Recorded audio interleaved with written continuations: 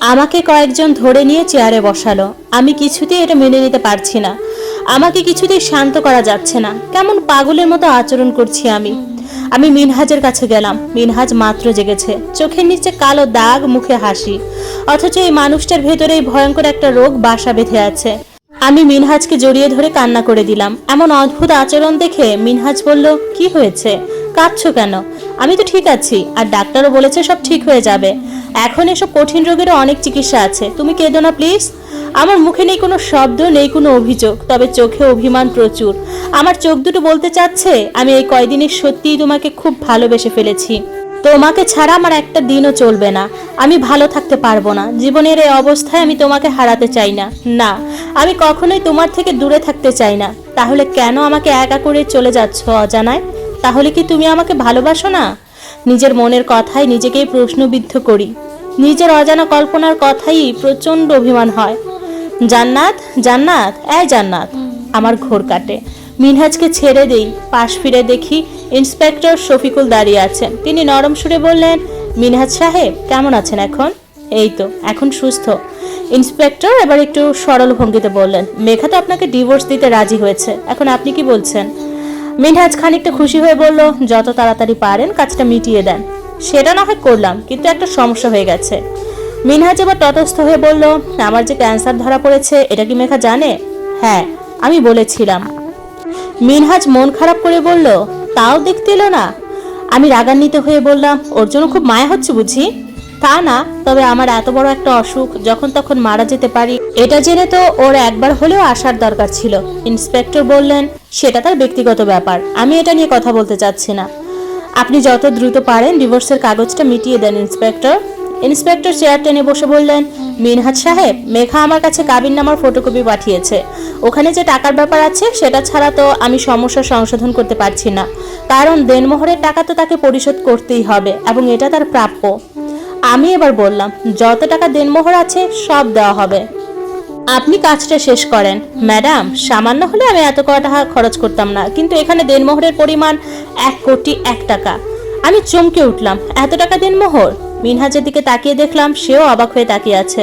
মিনহাজ উত্তেজনা নিয়ে বলল, কি বলেন এগুলো? এত টাকা হবে কেন? 10,01,00,000 টাকা দেনমোহর ধার্য করে মেঘাকে আমি বিয়ে করেছিলাম। দেখুন, এখানে তো আমার কিছু বলার নাই, কাবিনে যা লেখা আছে তাই আমি বলছি।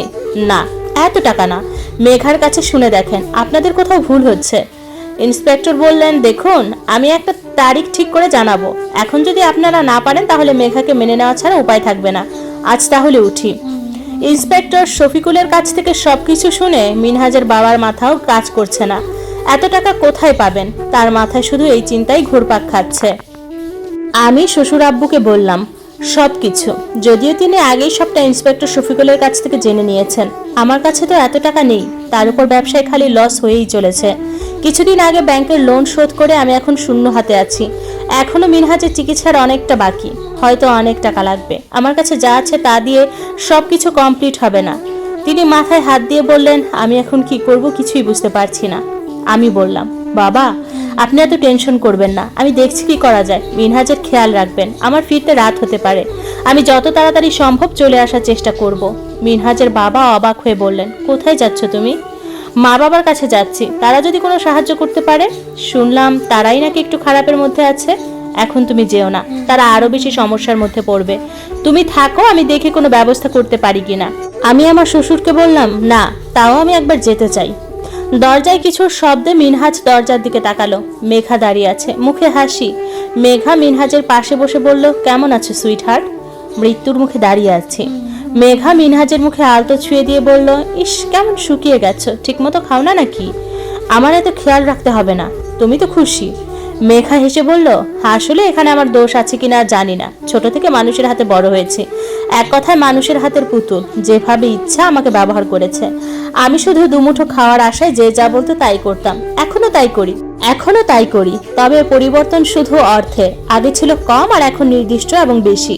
তোমার মায়ের সেই দিন বলা কথাগুলো সত্য, যার সুশিক্ষা নেই, ভদ্রতা নাই, সে কখনো ভালো ব্যবহার করতে পারে না। আমিও ঠিক তাই। আমার কাছে টাকা ছাড়া অন্য কিছুর কোনো দাম নেই। মেঘা আর একটু তাচ্ছিলের হাসি দিয়ে বলল, আর ভালোবাসা, সে তো 2012 সালেই মরে গেছে। তাই এখন আর আবেগে মন টানে না। তবে আমার জীবনে যদি কোনো ভুল থাকে সেটা তোমাকে ধোকা দিয়ে যে ভুল করেছি সেটা। তুমি একজন ভালো মানুষ, তোমার পরিবারের সবাইও খুব ভালো। মেঘা উঠে দাঁড়িয়ে বলল, আজ তাহলে উঠি। এই জীবনে তোমার সাথে আর দেখা করার ইচ্ছা নেই। ইচ্ছা আছে কিন্তু দেখা করব না। মেঘা উঠে দরজার কাছে যেতেই মিনহাজ বলল, কাবিননামা তো 10 লাখ করা হয়েছিল, সেখানে 1 কোটি কিভাবে হলো বুঝলাম না। মেঘা হাসলো, মুখে হাসি রেখা টেনে চলে গেল। কোনো প্রত্যুত্তর করলো না, মনে মনে বলল, আজ তো একটা বোকা। বাবা, আমার 50 লক্ষ টাকা লাগবে। বাবা আমাকে বলল, এত টাকা কি করবি? কি করব সেটা তোমার না জানলেও চলবে, তবে আজকে বিকেলের মধ্যে যদি আমার শ্বশুরের কাছে 50 লক্ষ টাকা না দাও তবে মনে রাখবে তোমার মেয়ে মারা গেছে। আমার নামের কোনো মেয়ে তোমাদের ছিল না। আর হ্যাঁ, তোমাদের জামাই অসুস্থ, হাসপাতালে ভর্তি আছে। যদি টাকা না দাও তবে দেখতে এসো না, আমার অনুরোধ রইল। আমার বাবা আমার দিকে তাকিয়ে দেখলো। তার মেয়ের মাঝে কেমন অগোছালো একটা ভাব। মনে হচ্ছে কয়েকদিন ঠিকমতো খায় না। চোখে দেখে মনে হচ্ছে কয়েক রজনী তার চোখে নিদ্রা পড়েনি। আমি দ্রুত ওই বাড়ি থেকে বের হয়ে আসলাম, উদ্দেশ্য হাসপাতাল। পরের দিন সবার উপস্থিতিতে মিনহাজ আর মেঘার ডিভোর্স সম্পন্ন হলো। যদিও পুরোপুরি না, 6 মাস সময় লাগবে। তবে এখানে কঠিন একটা স্ট্যাপ করা হলো। এরপর দুজনের কেউ চাইলেও আর একসাথে হতে পারবে না। মিনহাজকে বাসায় নিয়ে আসা হয়েছে। ডাক্তার যখন বলল, আপনারা পেশেন্টকে বাড়ি নিয়ে যেতে পারেন, তখন সবাই অবাক হয়ে বলল, মানে এত বড় অসুস্থতার মাঝে বাড়িতে গিয়ে কি করব? ডাক্তার হেসে দিয়ে বলল, আসলে ব্যাপারটা সাজানো, ওনার তেমন কিছুই হয়নি। উনি আমাকে এসব ঝামেলার কথা বলেছিলেন, তাই আমরা দুজন মিলে এই প্ল্যান করি যাতে মেঘাকে তাড়াতাড়ি দূর করা যায়। মেঘা এমনিতেও চলে যেত, কিন্তু একটু সময় নিত আর ঝামেলা বাঁধাতো, তাই এই প্ল্যান করা। ওনার মাথায় একটু চোট পেয়েছে, ওষুধ ঠিক মতো খাওয়ালে ইনশাল্লাহ ঠিক হয়ে যাবে। ডাক্তারের কথা শুনে আমার মনে এক কালো অন্ধকার জমা ছিল, তা মুছে গেল। যাক, অবশেষে সবকিছু ঠিক হয়ে গেল, আলহামদুলিল্লাহ।